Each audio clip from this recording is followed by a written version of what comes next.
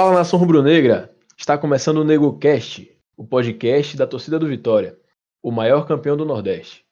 Nosso programa é feito de torcedor para torcedor, e o nosso objetivo é falar das coisas do nosso amado Esporte Clube Vitória.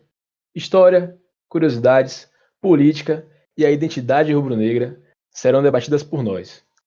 Meu nome é Ramon Cerqueira e conosco temos Wallace Cardoso. Fala, nação rubro-negra! Fernando Barbosa. Salve, nação! Também compõem a nossa equipe, mas não estão presentes no dia de hoje, Leandro Santiago e Davi Oliveira. Para o programa de estreia, preparamos jogos inesquecíveis do nosso Esporte Clube Vitória. Nós vamos trazer nossas impressões de como foram algumas partidas aqui inesquecíveis. Uau, você preparou qual jogo pra gente?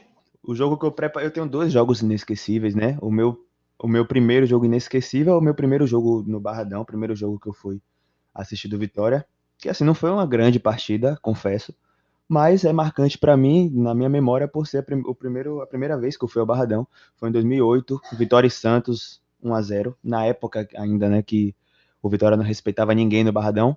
Ô, saudade! 1-0 com gol de Dinei.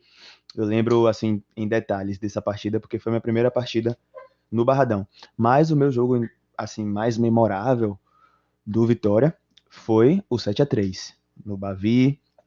Foi o único jogo que eu me recordo, assim, que eu fui na torcida visitante, então foi toda uma experiência, assim, né?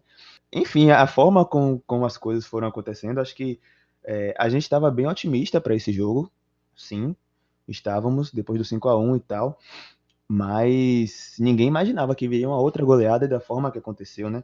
O Vitória abriu 3-0 antes da metade do primeiro tempo, e aí foi muito engraçado porque eu lembro que no finalzinho do primeiro tempo o Bahia diminuiu, e aí logo no iníciozinho do segundo tempo o Bahia diminuiu novamente, né? O jogo ficou 3-2, e aí a torcida do Bahia ficou naquela agonia, não, vamos virar, o Bahia é o time da virada, e aí logo depois Dinei fez o 4º gol do Vitória, e aí o resto da história todo mundo já sabe.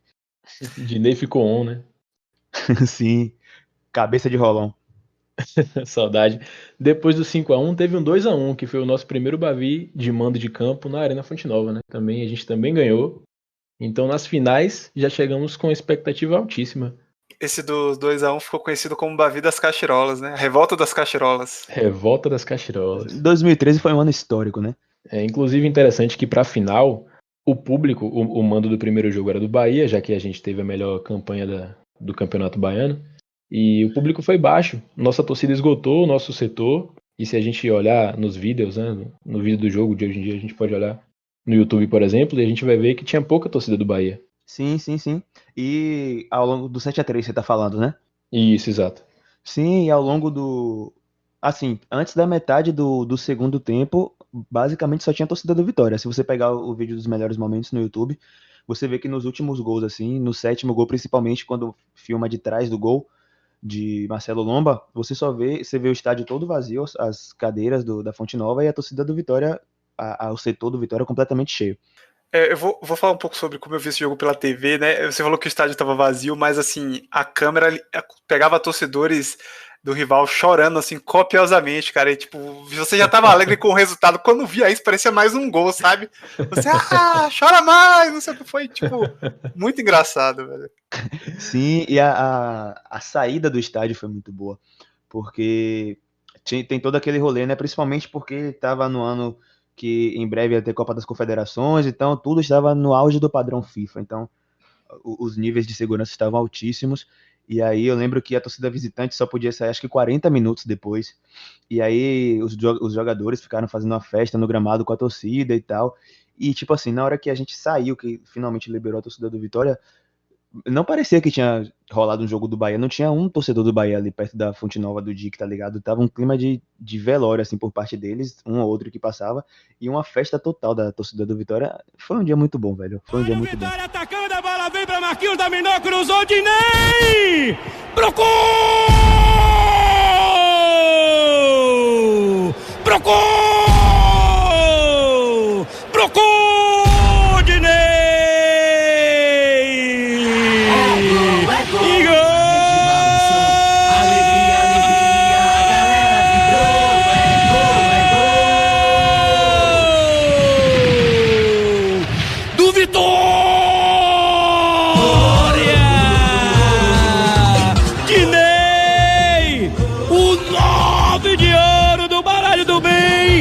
pedir música no programa da noite. Dinei, figurinha carimbada de número 9. Esse cara é brocador. Esse Vitória é brocador. Dinei botou a bola pra lamber a rede do goleirão Marcelo Lomba. O 9 de ouro do baralho do bem. Aconteceu, virou manchete. Tira foto aí da broca rubro-negra. É 7, hein, Renato Lavigne? É verdade, sim, João. Vitória no brilho total tem 1, tem 2, tem 3, tem 4, tem 5, tem 6. Eu paro, tem 7. Realmente inesquecível. Eu lembro que esse Bavi do 7-3 foi num Dia das Mães. E aí eu não fui pro estádio, fiquei em casa com minha mãe. E foi, ainda assim, mesmo de casa, foi uma experiência inesquecível mesmo. E na semana seguinte a gente foi campeão baiano, né, no empate por 1-1, que eu fiquei frustrado, inclusive. Eu queria ter visto o Vitória golear de novo. Mas o 1-1 confirmou nosso título. Expectativas mais do que nunca foram criadas, né, pra esse jogo de volta. E tinham 4 torcedores do Bahia, Binha e mais 3. Mas vamos lá. Fernando, você preparou qual jogo pra gente? Bom, eu escolhi um jogo que vai completar na próxima semana 13 anos. No dia 22 de abril de 2007, o Vitória fazia a sua primeira partida pelo quadrangular final do Campeonato Baiano de 2007, justamente contra o nosso eterno rival aí. Esse jogo foi na Fonte Nova, era o mando de campo do rival, e o Vitória venceu pelo placar de 6-5.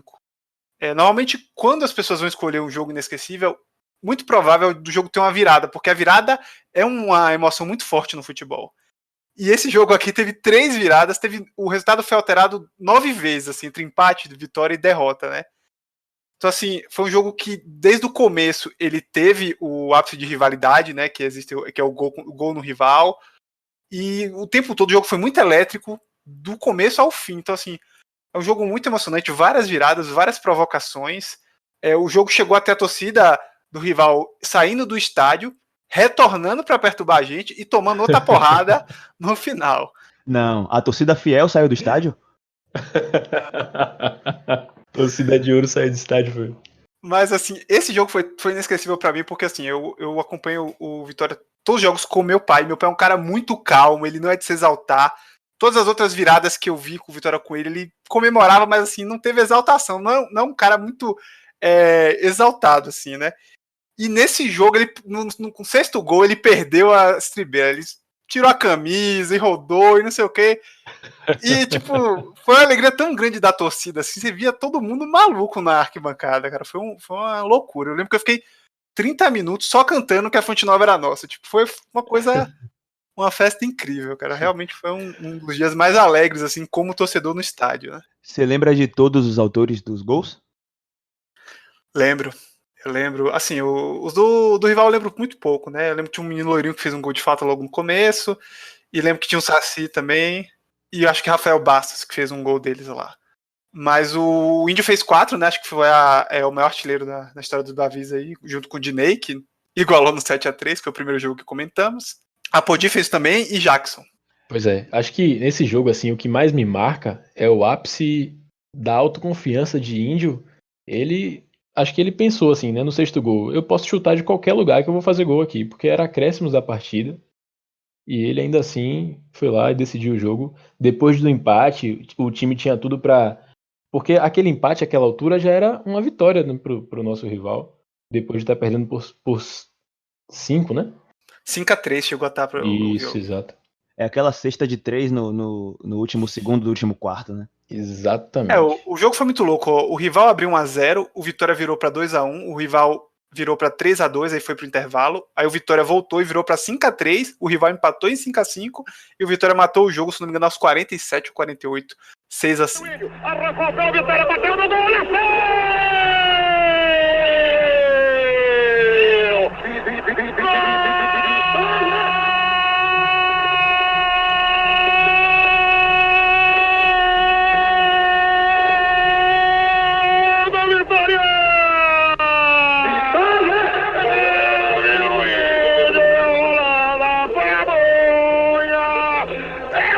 do jogo, todo Bahia de Edinho!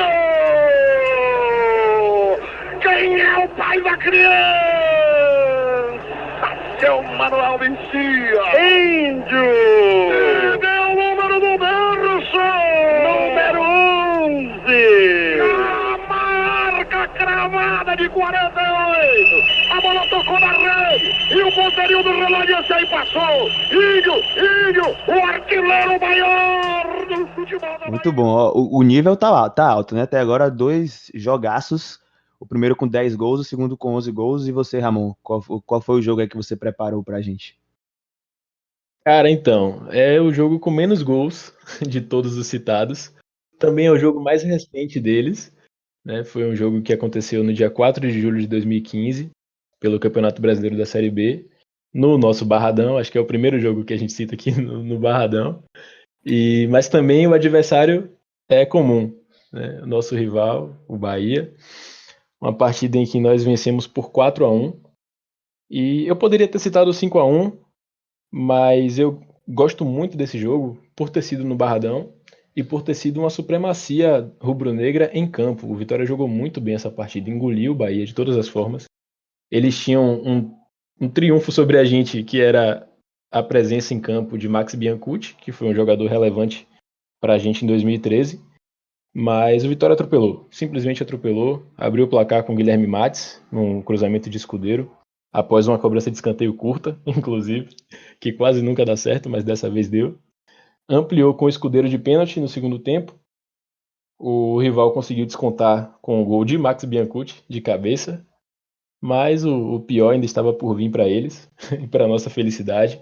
Rogério, que depois passou por São Paulo, passou até pelo Bahia também, ele marcou o terceiro gol, que foi um golaço, e para encerrar a goleada, para tornar a goleada no 4-1, o Robert, atacante, ele marcou o quarto gol do Vitória. Ele que estava estreando, inclusive, né? Exatamente, é. Ele tinha feito um começo de temporada pelo Sampaio Corrêa, marcou o gol contra o Vitória, inclusive, na Copa do Nordeste, mas quando ele veio para o Vitória, ele estreou marcando esse golaço. Foi realmente um golaço de fora da área, encerrando o placar. E eu lembro a minha memória afetiva com esse jogo é da torcida do Vitória usando a lanterna do celular, criando um visual muito bonito no cair da tarde no Barradão. Foi um jogo de 4h20 da tarde, o começo da partida, e foi muito inesquecível assim, essa partida. Vocês estavam? Assistiram?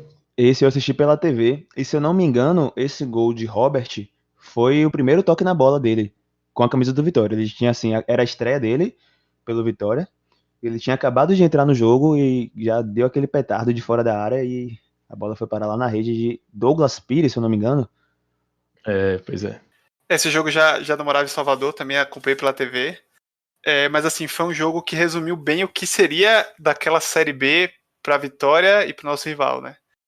Que enquanto o Vitória era um time que estava se encontrando e que ia crescer na temporada, o rival já vinha demonstrando alguns problemas que iriam custar para eles o acesso no final do campeonato.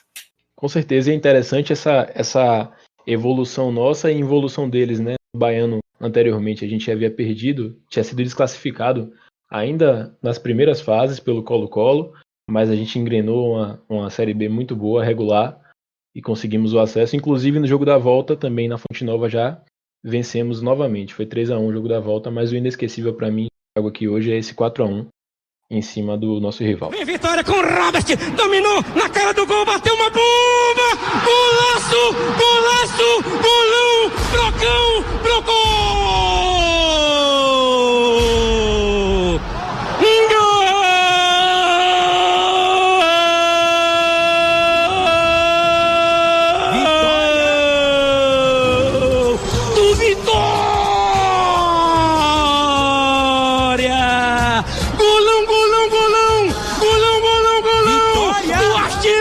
Futebol nacional, o Robert puxou da esquerda para a direita, mandou-lhe um canudo pro goleirão Douglas Pires. Quando pulou, não achou, a bola já estava lambendo a rede do goleirão da equipe do Bahia, Robert, o 18 do baralho do bem, e Robert, a aconteceu? Virou manchete. Tira foto aí, Anderson Matos! O cara é artilheiro, meu irmão. De qualquer lugar que ele chute, é gol. É gol. E é o quarto. É o quarto. Quem esperava, João Andrade? É o quarto gol rubro-negro. Massa. E aí, ainda nesse clima de nostalgia aí que a gente já entrou, né? O Globo Esporte, essa semana, fez uma eleição, votação popular, democrática, da seleção do século XXI. E aí eu vou falar aqui qual foi a escolha do povo. E a gente vai fazer vai tecer breves comentários aqui, né? Vamos ver esse time aí. A formação foi um 3-4-3, com Viáfara no gol, que foi o segundo mais votado para estar nesse time. O primeiro vocês vão em breve saber quem foi. E aí, a trinca de zaga ali vem com Davi Luiz, Gabriel Paulista e Apodi. Acreditem vocês. Na volância, apenas um volante, que é Wanderson. E parece que não foi tanta unanimidade assim, não. Ele teve poucos votos em relação aos outros. Foi o menos votado para estar no time. E aí, no meio, vem Escudeus, Leandro Domingues e o nosso mais votado, Ramon Menezes, com mais de 2.000 votos aqui. Praticamente uma unanimidade para estar nesse time. E o trio de ataque é formado por Elkerson, Aristizábal e Dinei. Vamos aos comentários agora. Me espantou, alguns nomes me espantaram aí, acho que as pessoas levaram um pouco também da carreira de Davi Luiz, por exemplo, no exterior, para dentro da história do clube, apesar dele ter feito uma ótima Série C em 2006, ele foi um bom jogador no Vitória, não estou dizendo que ele não foi, mas eu acredito que tem jogadores que representaram mais a camisa. O próprio Sandro, que jogou com ele, jogou aqui em 2007 também, acho que até representou mais a camisa do Vitória do que ele. O próprio Adailton em 2004, mesmo tendo sido feito parte daquele elenco que teve problemas e tal, eu acho que representou um pouco mais, até por jogar campeonatos de mais alto nível, sabe? Eu acho que o próprio Wallace, que pode não ser um zagueiro tecnicamente melhor que Davi Luiz, mas no Vitória ele representou mais. Então eu acho que esse Davi Luiz, eu gosto da passagem dele no Vitória, mas acho que ele não tá entre os 11 melhores do século XXI. Elkerson também é uma grata surpresa, ele jogou bem em 2010, a torcida até pegava no pé dele, mas eu senti falta de Marinho, aí eu acho que Marinho teve uma representatividade maior. Vocês também sentiram falta de outros jogadores? É isso, eu não meio que sinto que eu não posso muito opinar nesse rolê assim de século XXI, porque durante boa parte do século XXI eu era bem guri mesmo, criança, então eu tenho lembranças bem distantes assim, mas eu queria até pedir a opinião de vocês nesse sentido. Quando você estava falando de Davi Luiz, por exemplo, eu estava resgatando minhas memórias aqui, eu lembro quando eu era mais guri mesmo, que eu não entendia muita coisa, mas já acompanhava o Vitória na medida do possível, no que eu entendia ali, assistia o Globo Esporte, ouvia no rádio e tal. Eu tenho uma lembrança muito forte de Anderson Martins. O que vocês lembram de Anderson Martins? Anderson Martins, pra mim, bom zagueiro. Fez uma dupla memorável com o Wallace. Eu acho que o Wallace e Anderson Martins, a gente sempre tinha essa dupla já fixa na cabeça de zagueiros, mas ele particularmente não tenho muito o que acrescentar, não. Eu acho que o Wallace era mais talentoso do que ele, jogava mais pelo Vitória, era mais seguro, eu gostava mais das atuações de Wallace em campo, então Anderson Martins era um complemento. Eu acho que talvez o retorno de Wallace apagou um pouco essas boas memórias, né? Essa última passagem dele em 2016, não me recordo direito. Acho que apagou, enfim, prejudicou um pouco a boa imagem, a saudosa imagem que a torcida do Vitória tinha sobre ele. Mas a sua memória não te trai, não. O Anderson Martins fez uma partida excelente, se não me engano, contra o Santa Cruz pela Copa do Brasil. O Vitória era a terceira divisão, o Santa Cruz era a primeira. E ele fez um jogo grande na Arruda, não lembro o resultado agora, mas as pessoas diziam que ele era melhor que Davi Luiz até. Só que ele se lesionou, e aí não teve oportunidade naquele ano, e Davi Luiz teve a sequência, fez uma ótima Série C e foi vendido. Assim, essas listas, voltando ao tema da lista aqui, essas listas populares, elas são curiosas porque elas trazem outros fatores, como memória, que vão para além do desempenho do jogador em campo, especialmente com as cores do Vitória, né? Então, primeiro que esse time em campo ele não renderia, ele ia perder as partidas, com 2 zagueiros, um volante um lateral pela direita, nenhum pela esquerda, só um volante, 3 meias ofensivos, 3 atacantes. Então é difícil desse time jogar. e dar certo, mas eu senti falta nessa lista de Marinho, porque ele, na verdade, foi a peça principal daquele time que permaneceu na primeira divisão em 2016. Então, era aquela coisa, né? Toca no Marinho que é gol. Então, talvez ele tenha sido o jogador que eu melhor vi atuando pelo Vitória. Ramon Menezes está bem representado aí como maior votação? Acho que sim, né? Acho que tem bastante história. Sim, sim. O que me espanta um pouco é o Wanderson não estar com uma unanimidade, assim, com um número de votos tão alto quanto o dele. Eu achei, particularmente, que Wanderson também teria o mesmo nível de unanimidade. Mas Wanderson teve menos da metade dos votos de Ramon Menezes. E uma ausência que vocês notaram aí, Neto Baiano? Ah, eu gosto dele, mas não tem chance nesse ataque, não. Eu particularmente não lembro, não tenho memória do Aristizábal. Então, acho que na minha seleção, talvez, eu não lembro, eu não cheguei a ver quando essa votação estava aberta ainda. Então, não sei quais eram as opções que tinham e tal.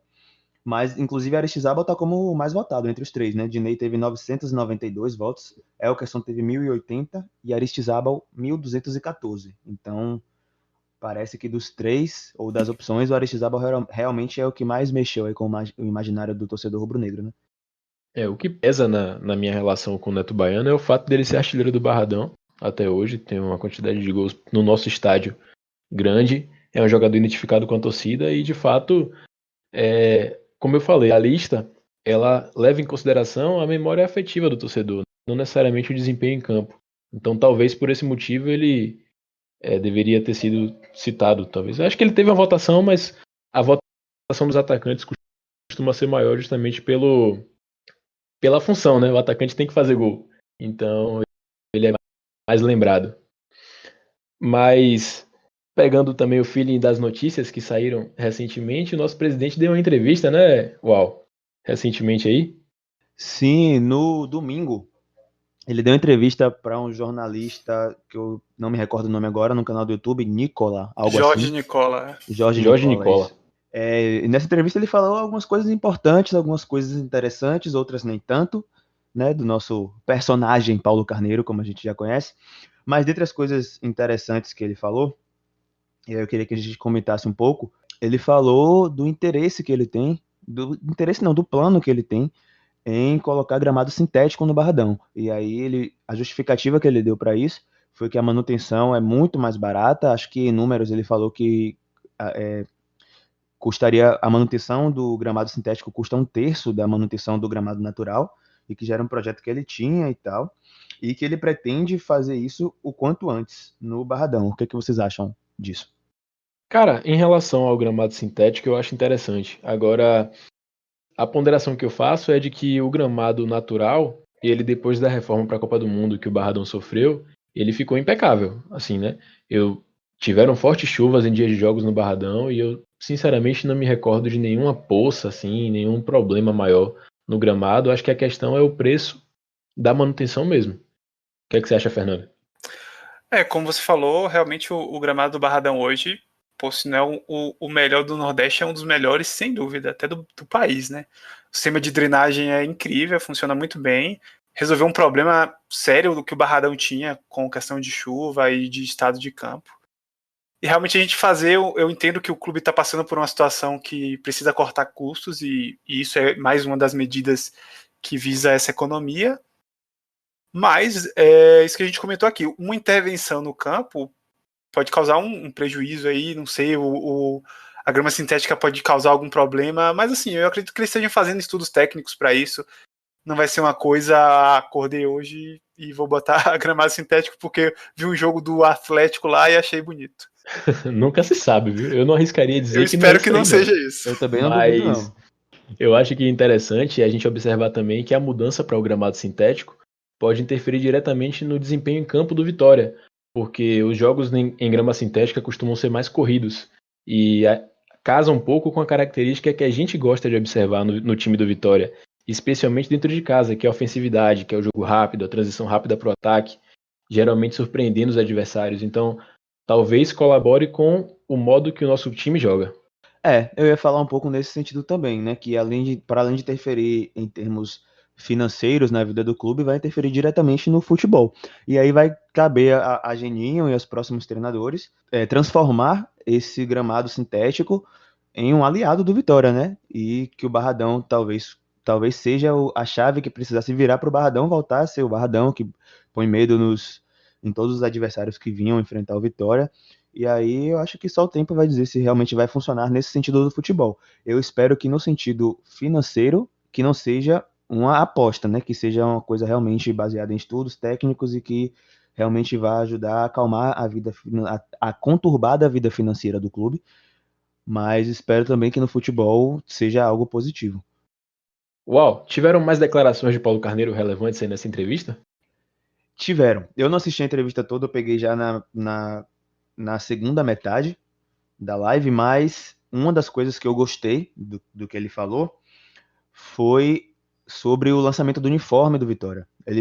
Algum torcedor que estava acompanhando perguntou se haveria lançamento de uniforme nesse ano, ele confirmou que haverá em maio, como sempre, mas ele demonstrou a insatisfação de Paulo Carneiro, né? Demonstrou sua insatisfação com esse lançamento dos uniformes do Vitória sempre no mês de maio. Falou que na visão dele isso não faz sentido e que é uma coisa que ele pretende mudar, se possível, já para a próxima temporada de 2021, onde os uniformes seriam lançados em janeiro. E aí, a partir disso, isso se tornaria uma regra no Vitória, né? Que é um pedido que eu, pelo menos, percebo em grande parte da torcida, que os uniformes sejam lançados no início do ano, até porque eu, particularmente, também não vejo sentido. A gente costuma lançar o uniforme na metade da temporada, e aí utiliza o uniforme no restante da temporada em que o uniforme foi lançado e durante metade da temporada seguinte. Então não faz muito sentido, até em termos de patrocinador, de contrato. Eu acho que essa realmente vai ser uma mudança positiva. Não sei qual a opinião de vocês. O clube ganha uma nova janela, né? O clube ganha a janela da galera que tá com o 13º ali pronto para gastar. Com certeza. Eu acho que o uniforme sendo lançado, o kit, né, o enxoval do clube, do time, sendo lançado no final do ano, um pouco antes do Natal, pode entrar como opção aí nesse sentido. E em relação a temporada, o time jogar com o uniforme a temporada inteira, fica até fixado na memória do torcedor, porque o time às vezes é campeão baiano com o uniforme e disputa o brasileiro do mesmo uniforme. Então não sei se sou eu só que reparo isso, mas isso é uma coisa também significativa, né? É também uma possibilidade do clube criar estratégias diferentes para comemorar o aniversário e não ter apenas o lançamento do enxoval, do kit de jogo, mas sim pensar em possibilidades de eventos para a torcida, de congregar os sócios, né? O Carneiro tanto fala, tanto tenta enaltecer os sócios e a importância de se tornar um sócio torcedor. Então talvez esse momento do aniversário do clube seja uma ótima oportunidade de trabalhar com Seja esse você público. a ressurreição do Vitória, né? Sócio torcedor. Mas a gente ainda vai falar muito aqui, esse é apenas o nosso primeiro episódio do NegoCast. A gente vai falar muito sobre a comunicação do Vitória, sobre o sócio torcedor do Vitória. Mas calma, que isso é tema para outros episódios. Ainda falando sobre Paulo Carneiro, tiveram algumas declarações do que eu peguei na live que eu achei um pouco desnecessárias, né? Mas aí faz parte do combo Paulo Carneiro, também vem o personagem folclórico. Por exemplo, uma das polêmicas declarações que ele deu foi que ele não vê no Bahia nenhum jogador atualmente que chegue no Vitória como titular. O que é que vocês acham disso? Aí sou eu com o microfone, né? Não pode ser o presidente do Vitória. Se sou eu com o microfone, eu digo isso. Agora, pô, o presidente do Vitória não tem que ficar procurando. Ele chegou a falar de que jogador do rival deveria ir pro campeonato de Master, que fulano não deveria ser nem porteiro, não contratava nem como porteiro. Quer dizer, são tipos de coisas que não vão agregar em nada e que vão só botar a provocação pro elenco rival, entendeu? Eu entendo ele querer defender o nosso elenco, falar que não precisa de ninguém do rival, tudo bem, a opinião dele, mas desmerecer jogadores do rival eu acho que não é necessário. Ele, como presidente, melhor evitar esse tipo de declaração. Pois é, cara, é uma coisa que eu, como torcedor, não falaria porque não é verdade, entendeu? Eu compreendo a importância do personagem Paulo Carneiro, mas certas declarações como essa, por exemplo, simplesmente não agregam em nada. Só fazem deixar o meme pronto para se, por exemplo, né, Deus nos livre e guarde, a gente ter uma derrota maior em frente ao nosso rival, porque, sinceramente... Só serve para isso mesmo. Esse tipo de declaração não acrescenta em nada. Eu também não consigo entender qual é a vantagem desse apego, né? Era uma entrevista com o presidente do Vitória, sobre o Vitória. Tinham muitas perguntas pertinentes sendo feitas pelos torcedores do clube, sobre a vida financeira do clube, sobre os planos, né, sobre como o clube está lidando com esse momento de crise mundial. E, no entanto, ele sempre faz questão de arranjar um espaço para ficar cutucando o rival, para ficar provocando. Eu particularmente acho bobo, acho desnecessário mesmo. Acho que tem coisas mais importantes para serem tratadas e é muito mais positivo você trabalhar essa identificação com o torcedor do clube do que trabalhar a antipatia pelo rival. Com certeza. E essas coisas relevantes a serem tratadas, nós com certeza trataremos aqui, nesse espaço que a gente está criando para a torcida do Vitória, para a gente poder debater os assuntos do nosso clube. Por hoje, vamos às considerações finais. Fernando, muito obrigado. Eu que agradeço a participação aí, né, nesse primeiro NegoCast. Mandar um salve aí pra galera, Vitória Candango, espero que vocês estejam acompanhando esse piloto aí. E é isso, galera, muito obrigado. Até a próxima aí. Falou. Esse espaço é nosso. Wallace. Valeu, galera, agradeço também, né? É um projeto que nós, como torcedores, sentíamos falta mesmo de um canal onde pudéssemos falar como torcedor e para torcedores, falar sobre um assunto em comum, sobre o clube que a gente ama, que a gente escolheu ou não escolheu, né? Que a gente foi designado a torcer por alguma força maior e que é um assunto que nos une, que temos coisas em comum para conversar, para compartilhar, para se indignar, e acho que esse espaço foi criado justamente para isso. Então você, torcedor que está ouvindo também, sinta-se à vontade para fazer parte do NegoCast diretamente, ouvindo, mandando seus feedbacks, suas opiniões e, claro, compartilhando o nosso programa. Muito obrigado. Show de bola. Gostaria de mandar um abraço aqui ao pessoal da Frente Vitória Popular, que foi o local onde a gente se encontrou, né? E chegamos a esse objetivo comum em criar esse conteúdo, né, que sem dúvidas tem a possibilidade de ser mais um canal de comunicação para a torcida do Vitória. Então agradecer a você que acompanhou até aqui, pedir que continue conosco nos próximos. E por hoje é isso. A direção desse programa foi de Leandro Santiago, a edição fica a cargo de Fernando Barbosa. Um forte abraço, até a próxima. Pega, Leão!